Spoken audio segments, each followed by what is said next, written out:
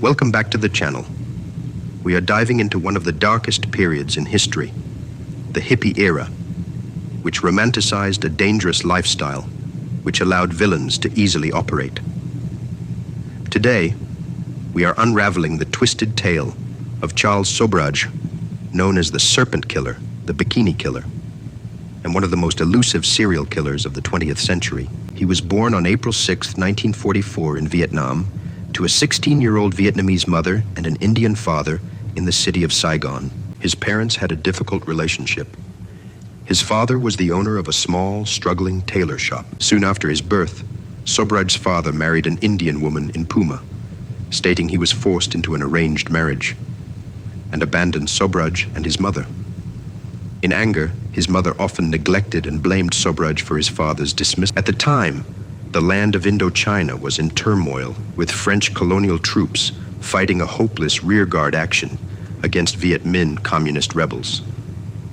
In the chaos of the unrest, Sobhraj's mother meets a French military officer, and they wed. The stepfather, who was suffering from PTSD, returned to France with the mother and Charles. However, adjusting to his life in France was difficult for Sobhraj.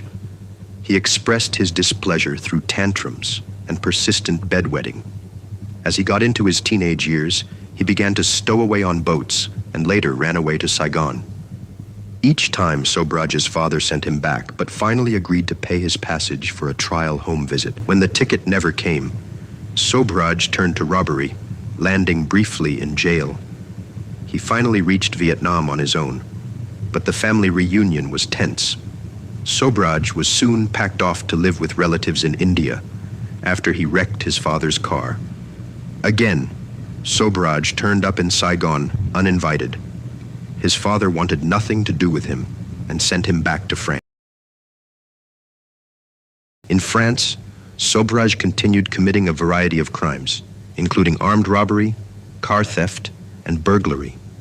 Then in 1963, for his crime, he was sentenced to 3 years and sent to Poissy prison near Paris. While in prison, he persuaded jail authorities to supply him books on literature and foreign languages. He also befriended Félix Descogne, a prison volunteer and a wealthy Parisian. In 1969, when Sobhraj was paroled, he moved in with Félix Descogne, the wealthy volunteer he had met while in prison. As you will see, Descogne was a subscriber to the hug-a-thug, hippy-dippy ideology nonsense, and decided to take a criminal to his home and around his wealthy friends.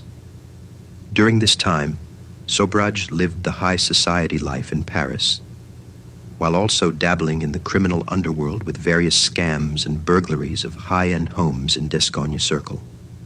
Who would imagine that would happen? Sobhraj was smart and charming, so women would fall for him. It was during this time that Sobhraj met a young lady, Chantal, from a conservative and wealthy Parisian family, and they fell in love. Sobhraj proposed to Compagnon, but was arrested the same day for evading police while driving a stolen vehicle. Sobhraj was sentenced to 8 months in prison. Compagnon, instead of breaking up with Sobhraj, she remained supportive and loyal during his prison time. By the time he was released 8 months later, Sobhraj had built up a rather nice nest egg through a series of scams.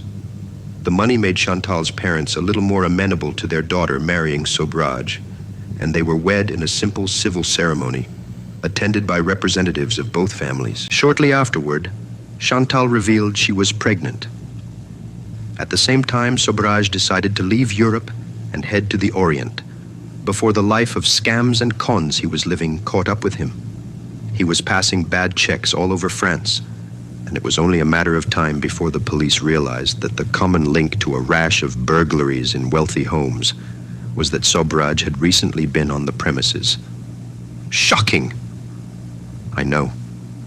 I haven't been able to confirm this story through other articles, but according to Library of Criminal Minds and Methods, Sobhraj asked Félix Descogne, who had re-entered his life, if he could borrow a car for a day or two. Charles loaded his worldly possessions and his pregnant wife and left France. The couple worked their way across Eastern Europe, passing bad checks, robbing people who befriended them, and leaving a trail of crimes and victims in their wake. By the time they reached Istanbul in Felix's stolen MG, authorities had been visiting their friends in Paris looking for them. When the couple reached Bombay, Chantal gave birth to a baby girl.